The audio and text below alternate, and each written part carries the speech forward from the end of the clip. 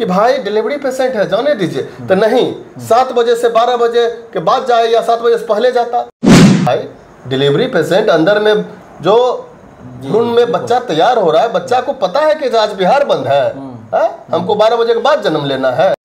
जब नेता कार्यक्रम करके चले गए तब कोई थर्ड पर्सन आके वहाँ अपशब्द कह, व्यक्ति की माँ का सम्मान उतना ही है जितना प्रधानमंत्री और राष्ट्रपति की माँ का सम्मान है। अरेस्ट हुआ, मोहम्मद रिजवी नाम है, और वो निकला कौन? भाजपा का एजेंट, भाजपा का कार्यक्रम। ही लोग को भेजकर अपशब्द वहां बुलाया गया ताकि ये जो सफलतापूर्वक वोटर अधिकार यात्रा चल रहा था, को बैग पहना देते हैं, कोई महिलाओं को पाजामे समेट लेते हैं, कहते हैं कि 2005 से पहले महिलाएं कपड़ा पहनती थी क्या। नमस्कार दोस्तों, आप देख रहे हैं लाइव लॉन्ग न्यूज। मैं आपके साथ ब्रजमोहन गौतम। आज मैं बछवाड़ा विधानसभा में आया हूं, जहां पर बहुत पहले भी कहा जाता था और वास्तविक में जमीन पर लाने भी कोशिश किए हैं माननीय लालू प्रसाद यादव जी ने कि हमने पत्थर तोड़ने वाले को विधायक बनाया, हमने चाय बेचने वाले को विधायक बनाया। उसी कड़ी में आज पूर्व विधायक उत्तम यादव जी के पुत्र रुपेश जी हैं, उनसे बातचीत करते हैं कि वर्तमान बिहार की सियासत और देश के विदेश नीति और खास करके बछवाड़ा विधानसभा में माननीय मंत्री जी के द्वारा कितना विकास खेल जगत में भी हुआ है, ये तमाम चीज़ों पर बातचीत करेंगे। सबसे पहले मेरे चैनल में आपको स्वागत है। बहुत बहुत धन्यवाद ब्रजमोहन गौतम जी, आपके और आपके लाइव लॉन्ग चैनल को विशेष आभार, धन्यवाद। अभी देखिए, आप लोगों ने वोट अधिकार यात्रा निकाला, राहुल गांधी, तेजस्वी यादव, तमाम महागठबंधन के लोगों ने, उसके बदले में जवाब देने के लिए प्रधानमंत्री के मां को आप लोगों ने गाली दिया और बिहार बंद का ऐलान एनडीए की तरफ से हुआ। इसको किस नज़रिए से देख रहे हैं आप? देखिए, सबसे पहले तो मैं निंदा करता हूं जो व्यक्ति अपशब्द कहे, और हम लोग शर्मसार हैं। किसी भी व्यक्ति की माँ, या वो प्रधानमंत्री की माँ हो, राष्ट्रपति की माँ हो, या एक अंतिम पायदान पे खड़े व्यक्ति की माँ का सम्मान उतना ही है जितना प्रधानमंत्री और राष्ट्रपति की माँ का सम्मान है। तो मुझे खेद है और मैं निंदा करता हूँ जो अपशब्द किसी असामाजिक तत्व के द्वारा कहा गया। उस प्रवेश में पहले जाना होगा जहाँ की घटना हुई। जब नेता कार्यक्रम करके चले गए तब कोई थर्ड पर्सन आके वहाँ अपशब्द कह दिए। अब सवाल है कि वो पर्सन कौन है, उस पर जांच हुई, वो अरेस्ट हुआ, मोहम्मद रिजवी नाम है, और वो निकला कौन?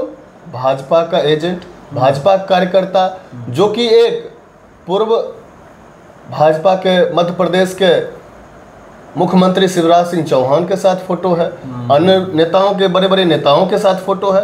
तो जिस तरह से ये लोग दंगा फसाद भारत में, बिहार में करते हैं, कोई यात्रा जाते रहती है, शोभा यात्रा, उसमें पत्थर फेंक देते हैं, गौमस फेंक देते हैं, ठीक उसी प्रकार अपने ही लोग को भेजकर अपशब्द वहां बुलाया गया ताकि ये जो सफलतापूर्वक वोटर अधिकार यात्रा चल रहा था और जनता का अपार समर्थन और भीड़ देखने को मिल रहा था, उससे बौखलाई हुई बीजेपी एनडीए गवर्नमेंट अपने ही लोग को एजेंट के रूप में भेजकर मुद्दा से डाइवर्ट करने के लिए घटना किया गया। अब अच्छा, आपको ये नहीं लगता है कि जिस समय घटना हुआ, प्रधानमंत्री जी को उस समय कोई दुख ज़्यादा नहीं हुआ, विदेश यात्रा गए और विदेश यात्रा के 6 दिन के बाद उनको याद आ गया माँ का गाली? बिल्कुल बिल्कुल, यही तो मैं कहना चाह रहा हूँ कि पहला कॉज तो है कि मुद्दा से डाइवर्ट किया गया। दूसरा कारण है कि आप विदेश में आप चाइना घूम रहे थे, जिस चाइना को कहते थे हम लाल आंख दिखाएंगे, आ जाके वहां पे जो है सो चिकन चिल्ली चाँप रहे हैं। तो अब आपको 4 दिन 3 दिन यात्रा करके नहीं याद आया, बिहार इंडिया आते ही आपको याद आने लगी और आप बिहार बंद का कॉल करते हैं। आपका अपमान, आप भारत के प्रधानमंत्री हैं, सिर्फ बिहार के नहीं ना है, तो आपको भारत बंद का कॉल करते। गुजरात में अपमान नहीं हुआ क्या? पूरा भारत स्तर पे लोग शर्मसार होगा इस मुद्दा से, लेकिन आप सिर्फ बिहार को कर रहे हैं। क्यों? क्योंकि बिहार में इलेक्शन है। और इतना शर्म भरा बंदी आज तक हमने नहीं देखा। सबसे पहले तो सुपर फ्लॉप बंदी रहा, जनता का समर्थन नहीं मिला। उसके बाद ऐसा फुटेज आया सामने जहां एक गर्भवती महिला अस्पताल जा रही है और उसको लोग जाने नहीं दे रहे हैं। हास्यास्पद है। पत्रकार, आप ही के जैसे एक पत्रकार पूछ रहे हैं कि भाई डिलीवरी पेशेंट है, जाने दीजिए, तो नहीं, 7 बजे से 12 बजे के बाद जाए या 7 बजे से पहले जाता। अरे भाई, डिलीवरी पेशेंट अंदर में जो भ्रूण में बच्चा तैयार हो रहा है, बच्चा को पता है कि आज बिहार बंद है, हमको 12 बजे के बाद जन्म लेना है। कितना शर्मसार भरा बयान है भाई। और उसके बाद उसको जाने नहीं दिया जा रहा। महिला शिक्षिका पढ़ाने जा रही है, उसको तंग किया जा रहा है। एक व्यक्ति को, बीमार व्यक्ति के घर के सामने टायर जलाया जा रहा था।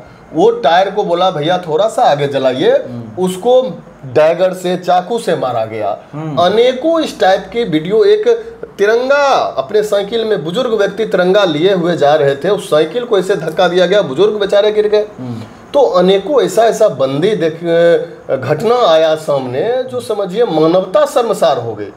बछवाड़ा विधानसभा में यहाँ के जो मंत्री हैं सुरेंद्र मेहता जी, इनके द्वारा क्या विकास मॉडल लग रहा है? खेल जगत में ही कितना विकास किए हैं बछवाड़ा में? देखिए, यहाँ अभी तो खेल मंत्री हैं और भाजपा के ही लोग उनको खेला मंत्री भी कहते हैं। तो सबसे बड़ी बात, मंत्री, हाँ, भाजपा के ही लोग कहते हैं। हम तो भाई विपक्ष है, बोलेंगे ही, कोई दिक्कत नहीं है। उनके दल के लोग भी अब उनको स्वीकार नहीं रहे हैं। और सबसे बड़ी बात है, डेवलपमेंट जीरो है, शून्य बड़ा सन्नाटा है। और खेल मंत्री के नाते उनको तो खेल के क्षेत्र में यहाँ विकास करनी ही चाहिए, पूरे बिहार पैमाने पे और बछवाड़ा में भी विशेष रूप से। लेकिन एज अ विधायक, यहाँ पे विधायक के रूप में भी यहाँ पे सारी काम, पुल पुलिया, सड़क, रोड, नाली, शिक्षा, मेडिकल, सब में डेवलपमेंट करनी चाहिए। लेकिन हम तो चौथा में एक बार घूम रहे थे, रिपोर्टिंग किए आज से 15-20 दिन पहले भी, जब बाढ़ आया हुआ था, तो मैंने देखा कि हॉस्पिटल नाम का बना हुआ है, लेकिन कोई डॉक्टर या इस प्रकार कोई व्यवस्था नहीं था। हनुमान चौक से आप अंदर प्रवेश करते हैं, चमथा 2 होते हुए, तो टर्निंग पे जो बनाया गया है हॉस्पिटल, उसमें आप कभी कोई देखते हैं? कभी डॉक्टर, नर्स या मेडिकल सुविधा कभी चालू देखते हैं? हम तो रिपोर्टिंग। उसके बाद बड़े पैमाने पे एक मेडिकल कॉलेज यहाँ होना चाहिए, अस्पताल होनी चाहिए, वो नहीं है। खेल मंत्री बन गया, यहाँ खेल की कोई सुविधा नहीं है, न रनिंग ट्रैक है, न स्टेडियम है, न स्पोर्ट्स का कोई विधि व्यवस्था है। अभी भारत में सबसे युवा प्रदेश हमारा बिहार है, युवा भारत में है। और आप युवा यहाँ तैयारी करते हैं, आर्मी का तैयारी करते हैं, बिहार पुलिस का तैयारी करते हैं। हर प्रखंड, हर पंचायत क्षेत्र में होनी चाहिए, रनिंग ट्रैक होनी चाहिए, वो नहीं है। तो डेवलपमेंट जीरो है। आप दादोपुर से अंदर सरवन टोल होते हुए चल जाइए, इतना जर्जर रोड है। हाँ, कदराबाद चौक से रुदौली जाइए, इतना जर्जर रोड है। अनेकों इस तरह की रोड है। 1-2 पुल बनी, अप्रोच पथ ही उसका गायब हो गया। एक ही बारिश में अप्रोच पथ गायब हो गया भाई। दादोपुर का नवनिर्मित पुल है, तारापर का नवनिर्मित पुल है, अप्रोच पथ गायब हो गया, लोग चलने पे बेबस हो गए। तो डेवलपमेंट शून्य। बिहार सरकार एक नया फैसला लिया है, महिला लोग के लिए मनपसंद बिजनेस करने के लिए 10,000 रुपया दे रही है, मनपसंद बिजनेस। देखिए, सबसे बड़ी बात है कि वो जुमला पार्टी के सहयोगी हैं नीतीश कुमार जी, और अभी बौखलाए हुए हैं। अभी विगत 6 महीना का फुटेज आप देख लीजिए, कोई भी पब्लिक मूवमेंट का कार्यक्रम का, एक भी कार्यक्रम में अनग्रल एक्टिविटी किए बिना वो नहीं रह सकते हैं। कल ही परसों का एक आया है वीडियो जो जनगण मन हो रहा है, बगल में विजय चौधरी जी से हंसी मजाक कर रहे हैं। पुराना भी एगो था, कल आया है। महिला को बैग पहना देते हैं, कोई महिलाओं को पांजा में समेट लेते हैं, कहते हैं कि 2005 से पहले महिलाएं कपड़ा पहनती थी क्या? अरे भाई, 2005 से पहले हम तो शर्म आनी चाहिए वैसे बयान देने से पहले। 2005 से पहले आप हैं, आपके जो महिला होंगी घर में, तो क्या नहीं कोई पहनती थी क्या? ये इस तरह की शर्मसार वाली बयान नहीं देनी चाहिए। और ये जो योजना की बात आप किए, ये बौखलाई हुई है। अभी जो नकलची सरकार है, तेजस्वी जी का जो योजना था, सारे को चाह रहे आनन फानन में कॉपी कर दे, लेकिन ठीक वही जुमला साबित होगा। चुनाव के बाद सबको बंद कर दिया जाएगा। और ये जो अभी 10,000 की योजना आपकी बात कर रही है, माई बहन मान योजना के तहत हमारे नेता तेजस्वी यादव जी ने घोषणा किया कि प्रत्येक महिलाओं को 2,500 रुपया प्रत्येक महीना जाएगी। उसके एवज में ये लाया गया। उसमें भी क्या सब महिला को नहीं दिया जा रहा है, सिर्फ जीविका दीदी को दिया जा रहा है बिजनेस करने के लिए। ये आपको बात जानने की जरूरत है। और दूसरा नंबर, ये एक तरह का ब्राइब कह सकते हैं, इसको घूस कह सकते हैं। ये करना ही था तो शुरू में क्यों नहीं किए? चुनाव दस्तक दे रही है हमारे दरवाजे पे। 15 दिन 20 दिन के बाद आचार संहिता लागू होने वाली है और अभी आनन फानन में महिलाओं को प्रलोभन दे रहे हैं। आनन फानन में सबको घोषणा कर रहे हैं, ये दे देंगे, वो दे देंगे, ये कर देंगे, वो देंगे। पहले आज का ताज़ा न्यूज है, ऑस्ट्रिया से आया है। एक नेताजी एक्स पर पोस्ट किए हैं कि भारत को टुकड़े करना चाहिए। बहुत शर्मसार है, बहुत। हम तो क्या कहें, अब इसमें केंद्र सरकार को इस पर डिफेंस करनी चाहिए, जवाब देनी चाहिए। बहुत गलत है। आखिर क्या कहना चाहेंगे? 2025 विधानसभा चुनाव महज 2 महीना बच चुका है जी। आरजेडी के और या महागठबंधन के द्वारा किस रूट मैप पर चुनाव लड़ेगी? आरजेडी हमेशा से, पिछले बार भी जो बीजेपी का मानसिकता होता था, चुनाव को डाइवर्ट करके हिंदू मुस्लिम, पाकिस्तान हिंदुस्तान, ये तमाम मुद्दों पर दंगा फसाद पे वो राजनीति करते थे। उस व्यक्ति को भी हमारे तेजस्वी यादव जी का जो आइडियोलॉजी है, जो उनका मुद्दा विशेष था, पढ़ाई लिखाई कमाई सिंचाई रोजगार, इस मुद्दा पे लाके उनको खड़ा कर देने का काम किया। और आने वाला चुनाव में भी हमारा यही मुद्दा रहेगा, पढ़ाई लिखाई सिंचाई कमाई, युवाओं को रोजगार, महिलाओं को सम्मान, किसान को सम्मान, सबको साथ लेके चलने की काम हमारे राष्ट्रीय जनता दल गठबंधन के साथी के द्वारा किया जाएगा। लेकिन अगर आप बछवाड़ा विधानसभा से प्रत्याशी चुने जाते हैं महागठबंधन के द्वारा, तो आपके द्वारा क्या काम किया जाएगा ताकि जो बछवाड़ा कहीं न कहीं बाढ़ से ज़्यादा पीड़ित है, स्वास्थ्य की कमी है, अस्पताल नहीं के बराबर हैं, अगर अस्पताल हैं भी तो डॉक्टर नहीं रहते हैं, ये तमाम चीज़ को कैसे आप हल कर सकते हैं? देखिए, सबसे पहले तो मैं आने के बाद करूँगा, वो तो भविष्य काल है। जनता और आप जिस भूमिका में है, उस भूमिका को अगर आप बखूबी निभाते हैं तो आने वाला दिन ही आपका बेहतर हो। तो हम लोग अभी विपक्ष के तौर पे हैं और थे, तो विपक्ष के नाते भी जनता के लिए हमने लड़ाई हमेशा लड़ते रहा है।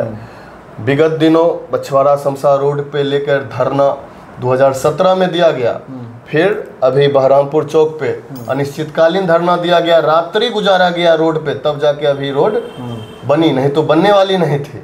और रात भर हम लोग सोए। बहरामपुर की जनता को धन्यवाद, वहाँ के निवर्तमान मुखिया जी को एवं तमाम कुंदन भैया हैं जो हमारे साथ रोड पे सोने काम किए। उसके साथ भगवानपुर प्रखंड मुख्यालय पर धरना, लखनपुर महेशपुर रुदौली पुल बनवाने को लेकर, बसी अप्रोच पथ बनवाने को लेकर, विधानसभा का तमाम जर्जर रोड को लेकर। चमथा में पिछले बार बाढ़ आई, बाढ़ क्षेत्र नहीं घोषित किया गया, भूख हड़ताल बछवाड़ा प्रखंड मुख्यालय पे हम लोगों ने अनिश्चितकालीन करने का काम किया। दूसरे दिन एसडीओ साहब आए और आश्वासन दिए और ठीक उसके बाद सुबह में लेटर जारी होती है, बाढ़ क्षेत्र घोषित किया गया। इस बार भी वही रवैया अपनाया गया प्रशासन और सरकार के द्वारा, बाढ़ क्षेत्र नहीं घोषित किया जा रहा था। हम लोगों ने धरना दिया 13 तारीख को और शाम में ही लेटर जारी हो गई। तो अन्य मुद्दों पे, महंगाई, बेरोजगारी, शिक्षा, तमाम मुद्दों पे हमेशा आक्रोश मार्च, पुतला दहन, कैंडल मार्च मैं करते आया हूँ। अगर अभी बछवाड़ा में लोग चाह रहे हैं नया चेहरा, युवाओं को मौका मिले, अगर यहाँ पे पार्टी ने मुझे दायित्व निभाने का मौका दिया, जनता ने आशीर्वाद दिया, तो मैं कहता हूँ कि इस बछवाड़ा को एक नई विकास की गाथा में नाम लिखा जाएगा। मैंने डिग्री कॉलेज के लिए सपना देखा है, डिग्री कॉलेज बनवाऊंगा, मेडिकल कॉलेज बनवाऊंगा, शिक्षा के क्षेत्र में काम करूंगा, युवाओं के लिए काम करूंगा, किसानों के लिए, महिलाओं के लिए, तमाम वर्गों के साथ लेकर चलने का काम करूंगा।